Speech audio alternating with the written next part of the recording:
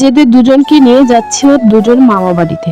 এদেরকে হয়তো অনেকেই চেনো, শুভকে বেশিরভাগ চেনো, তবে ওর যে পাশেটা বসে আছে সেটা শুভর মাসির মেয়ে, মানে আমার বড় দিদির মেয়ে। তো ওদের দুজনকে নিয়ে যাচ্ছি ওর মামা বাড়িতে ডাইরেক্ট স্কুল থেকে। যেহেতু আমার আগে থেকে কথা ছিল ওই বাড়িতে আমি আসব, তাই আর কি ওদের দুজনকেই নিয়ে চলে আসলাম। সকালে দিদি ফোন করে বলল স্কুল থেকে নাকি আমাকে নিয়ে আসতে হবে, কারণ দিদিরা এক জায়গায় যাবে বলে।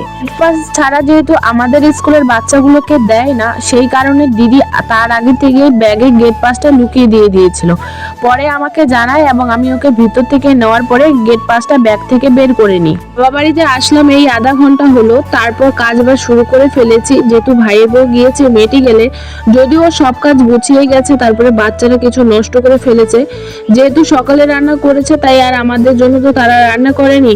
আমরা খেয়ে দিয়ে ভাত আর তরকারি ছিলই, তবে আলু সিদ্ধটা ছিল না বলে আমি আবার তার জন্য মূলো ভাজা করে রাখলাম। যেহেতু আলতা সেনু ছিল না, খাইয়ে গেছে, আমি ভাবলাম এসে খাবে, তাহলে মূলা ভাজা করে রাখি, এসে খেতে পারবে। ঠিক 2 বছর আগে আমি এইভাবে এই বাড়িতেই কাজ করতাম আর ব্লগ তোমাদের সাথে শেয়ার করতাম, কিন্তু আজকেও আমি এই বাড়িতে তোমাদের সাথে এই ধরনেরই ব্লগ শেয়ার করছি। আসার সাথে সাথে আমি রান্না বান্না মূলা ভাজা করিডোরে কিছুটা আবার রেস্ট করলাম। তারপর ওরা মেডিকেল থেকে আসার পথে মাংস নিয়ে এসেছে, আর আমাদের কারণটাই হয়েছে মাংস খাওয়ার জন্য।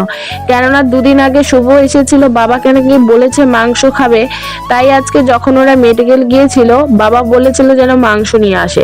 তো এসে দেশে আমি রান্না শুরু করে দিয়েছি, কারণ আসতে তো ওদেরও অনেকটা সময় লেগে গেছে। সারাদিন লাইনে দাঁড়িয়ে তার আর ভালো লাগবে না রান্না করতে। যদিও গেলে আমি যতটা পারি কাজ করে দিয়ে আসি, এই অবস্থায় আমারও প্রয়োজন মনে হয় যে এভাবে কাজ করে দিয়ে আসার। আরও তো বাকিবার দিনগুলো রয়েছে, সে তো আমাদেরকে করেই খাওয়াবে, তাই না?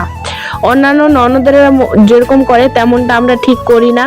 তো রান্না শেষে আমি খাওয়া দাওয়া করে বাড়ির পথে বেরিয়ে গেলাম।